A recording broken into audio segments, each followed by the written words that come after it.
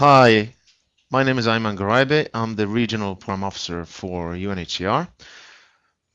I am responsible for Iraqis in the neighboring countries of Iraq. That means Syria, Jordan, and Lebanon.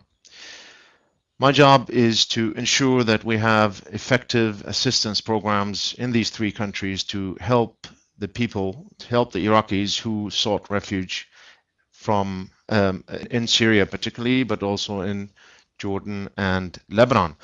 We are the arrivals of the Iraqis in Syria began as early as 2004. It reached at its peak 1.5 million people in Syria, and we continued for the next couple of years at a rate of 2,000 per day, arriving mainly from Baghdad, but also from the northern city of Mosul. Our program began to kick in mid 2007, and we began with the registration of those in need of help and assistance. And we have, out of the estimated million Iraqis currently in Syria, we have 225,000 registered with UNHCR. These people currently, we still have new arrivals from Iraq at a rate of 1,000 per month. There are a range of reasons why Iraq is still leaving Iraq despite improvement in the security situation inside Iraq. Because we don't have international NGOs here, we undertake most of the projects and the assistance programs. We undertake that through our own staff and through our own means. So typically a week for me would start by a visit to the registration center. That's the point of contact, the first point of contact between Iraqi refugees and UNHCR. That's where the data is collected, their biodata. That's where we hear the story. That's where we collect information about how things are inside Iraq. We try to piece together from all these stories the big picture. It's also the place where we also deliver direct assistance. We provide monthly food packages. We provide cash assistance through ATM cards. We provide non-food items.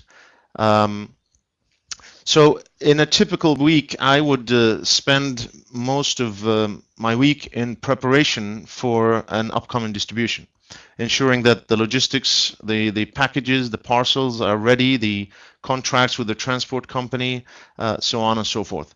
The other more important function that takes place during the distributions is that we undertake a number of surveys. As people contact us to collect their food, they normally wait for 2 hours, and we try to use these 2 hours to listen to their problems, to understand if their needs have changed, if there are any new developments in their status in the country, if there's any problems of deportation, if there is any changed priorities, how do they see the situation inside Iraq, do they have any plans to return, so on and so forth. So these surveys are extremely important to inform about our to inform the planning program. It is one of the most satisfying jobs in the world. You have immediate feedback from the people who you are assisting. You are helping people, you are trying to find practical solutions to real people's problems. We're trying to restore their self-confidence, we're trying to give them hope in the future, we're trying to unpack their trauma and deal with it so that they carry on with their day-to-day life. So it's an extremely satisfying, self-satisfying job. And it's certainly not an easy one when dealing with people who are victims of all sorts of atrocities, like most of the refugees all over the world. Iraqis are no exceptions. One of the stories or incidents actually that certainly it goes beyond moving, not only moved me, but certainly left a dent, is a middle-aged Iraqi woman from Baghdad who is a cancer patient, and she has lost all male members of her family, her husband and her 3 children, and she had only a 13-year-old daughter that is now currently living with her in Damascus. Now, we do have for the health, within the health program, we do have certain thresholds that we don't exceed when the medical treatment of a refugee becomes expensive. We have to review that to ensure that we are using the taxpayers' money in a economic and intelligent way. Her case, she has exceeded the threshold for cancer cases, and we were planning to suspend the assistance for this family on the basis of medical record that her case is such an advanced stage that she has little chance of surviving.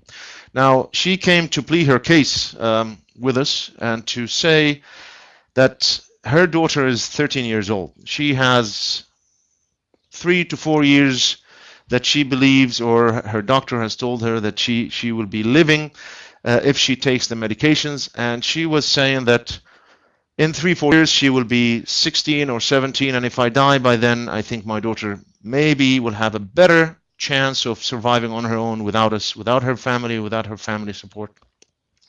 Certainly, once this new element of vulnerability became known to us, we undertook a full review of the case, and we carried on